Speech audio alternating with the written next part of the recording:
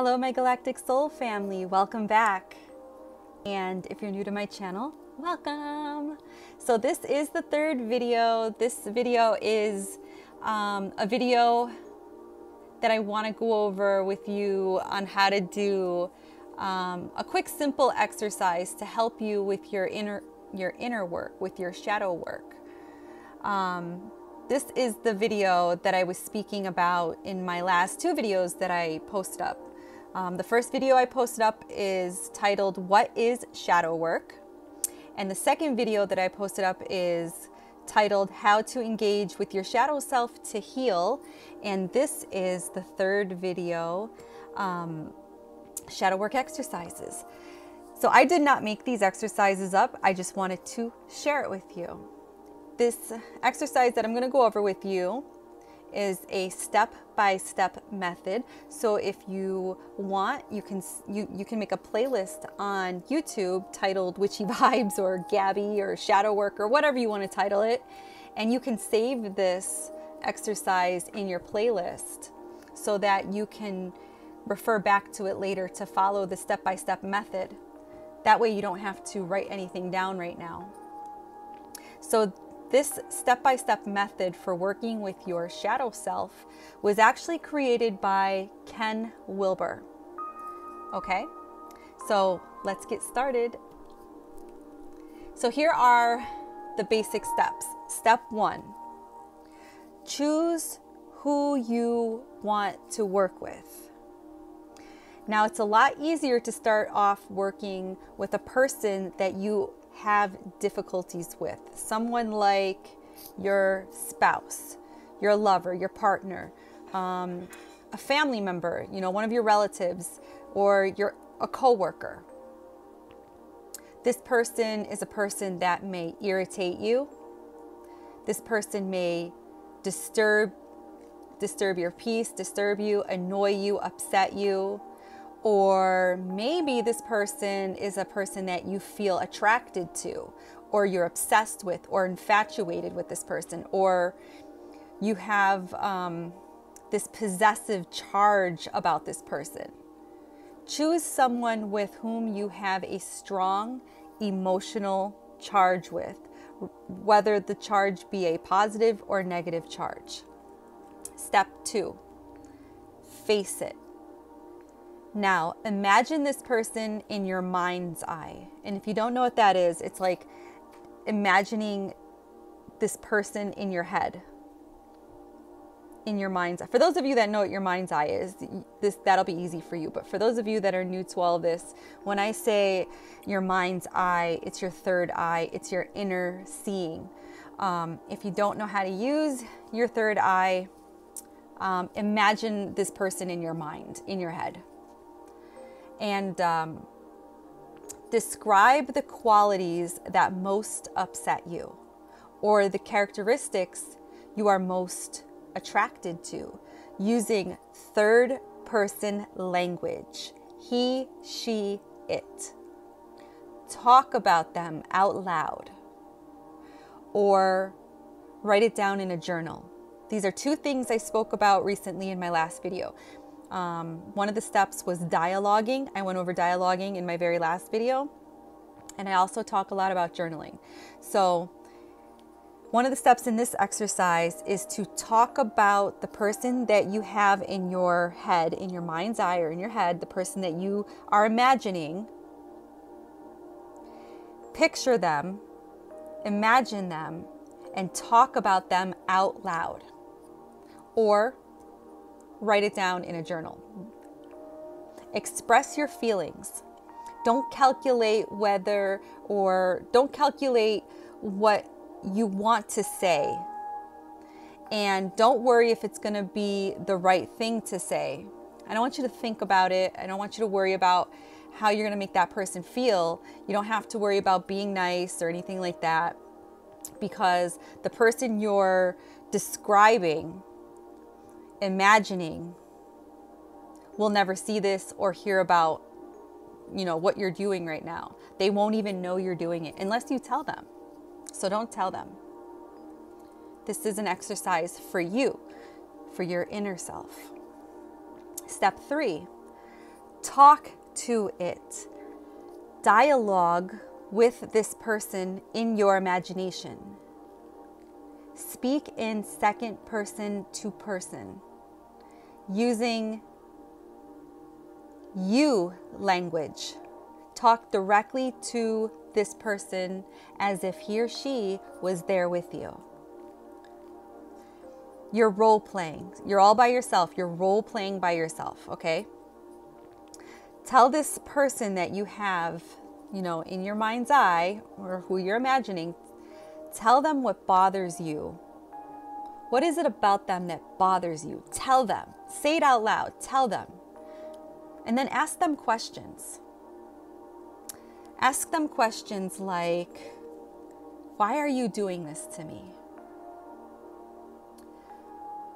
What do you want from me? What are you trying to show me? What do you have to teach me? And then I want you to imagine their response to these questions. I want you to speak out loud.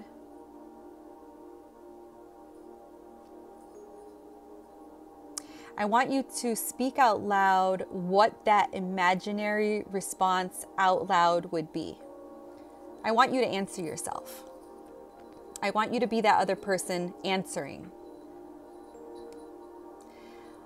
I want you to record this conversation that you're having with this imaginary person, the person that's bothering you, the person that is in your mind's eye. I want you to record this conversation in your journal. Or if it's easier for you to do an audio or a visual, like set up a tablet or a cell phone or a laptop and record yourself doing this role play. You don't have to show your face. You can actually just do an audio like the one I'm doing right now if you'd like. That way you can listen back and you can keep this in your, in your files. Step number 4, be it. Become this person. Take on the qualities that either annoy or fascinate you. Embody the traits you described in step number 2. And I want you to use first person language. I, me, mine. Now this may feel very awkward. Like how I discussed in my last video when I talked about dialoguing. I told you that it may make you feel like you are crazy.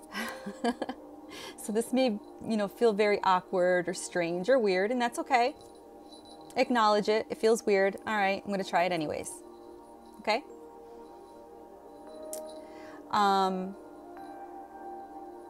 The traits you are talking on are the exact traits you have been denying yourself.